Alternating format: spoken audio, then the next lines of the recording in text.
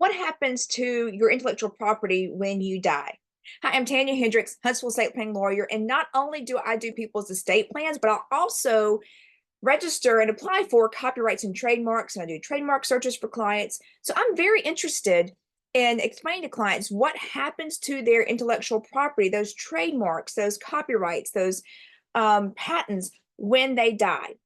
You need to have those copyrights, those trademarks, those patents, that intellectual property as part of your estate plan. So what is intellectual property? It's those things I just talked about. And intellectual property are the things that come from your mind. It's a creation of your mind. It could be literary works, it could be artistic works, it can be software, it can be designs, inventions, symbols, images. So there are a lot of things that can encompass intellectual property. An estate plan is what happens to your assets when you die, how they get managed when you're deceased, or while you're still alive if you become incapacitated or incompetent. So what happens to those intellectual property? So intellectual property is an asset of the owner. And whether you are the owner individually or as a business like an LLC, it is an asset of you or that business, whoever owns that intellectual property. So why do you want to include it in your estate plan? Well, intellectual property has significant value. It can surpass some of your physical value. So like maybe a house, it can surpass your house in worth. So you want to preserve it. Royalties from a best-selling book could be or is an asset, and it may become a revenue stream, an ongoing revenue stream to your family after you pass away. So you want to preserve those significant financial intellectual property in your estate plan. There's also some complexity regarding ownership. I've already mentioned you can own that intellectual property individually as a individual person, or you can own it as a business, or maybe you work for someone who owns that is not yours. So whoever owns that, there's some complexity in ownership. And so you want to have that clearly defined in your estate plan. So there's no questions later as to who owns it and who gets the financial value from those trademarks, copyrights, patents, those types of things. It's also a preservation of your legacy. So you have created this thing, whether it's a book or it's an invention or a software, you have created this thing that that's your baby.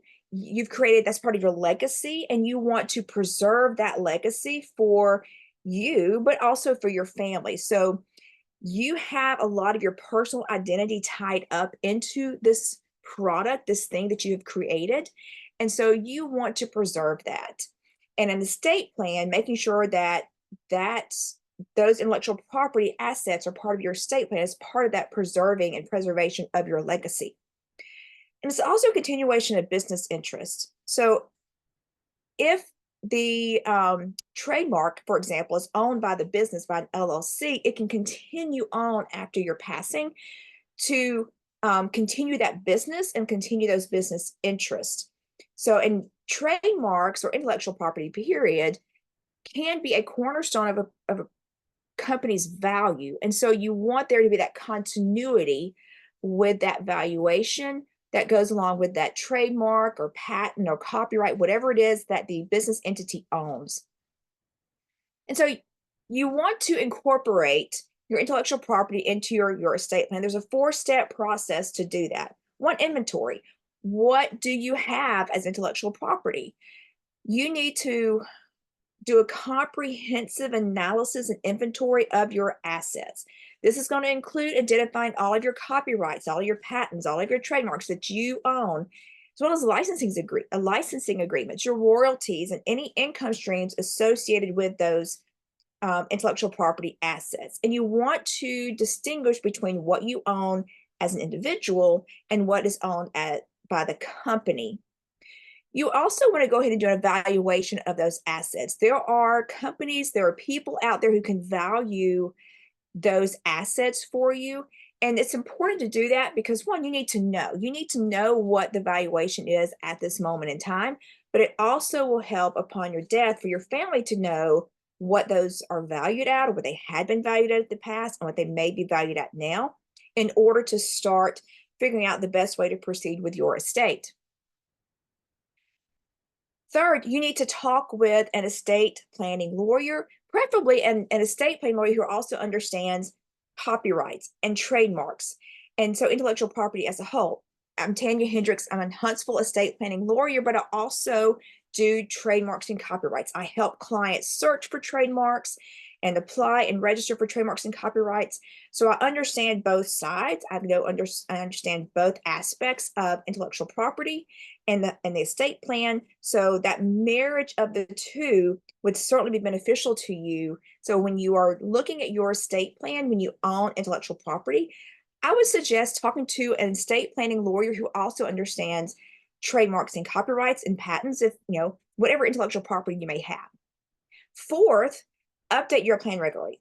You don't do an estate plan and stick it in a drawer and never look at it again. You need to review those estate plans every 3 to 5 years. You may have added more intellectual property. You may own another trademark.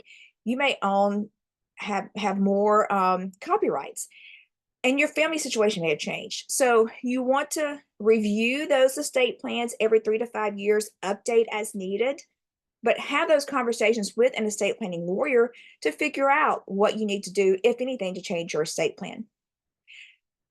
So to wrap it all up, you do want to incorporate your intellectual property into your estate plan. It's simply a necessity to make sure that there's that continuity of your business, there's a continuity of your legacy and a preservation of your legacy, and that you want to preserve those financial assets for your family. So you want to speak with an estate planning lawyer, preferably one that also understands intellectual property. And so get that estate plan prepared that incorporates that intellectual property so you can preserve those assets, preserve that business interest, and preserve your legacy for you and for your family. I'm Tanya Hendricks, Huntsville estate planning lawyer, and I'll be happy to work with you. If you're an Alabama resident, I'll be happy to work with you regarding your estate plan. And also, I can help you register your copyrights and trademarks.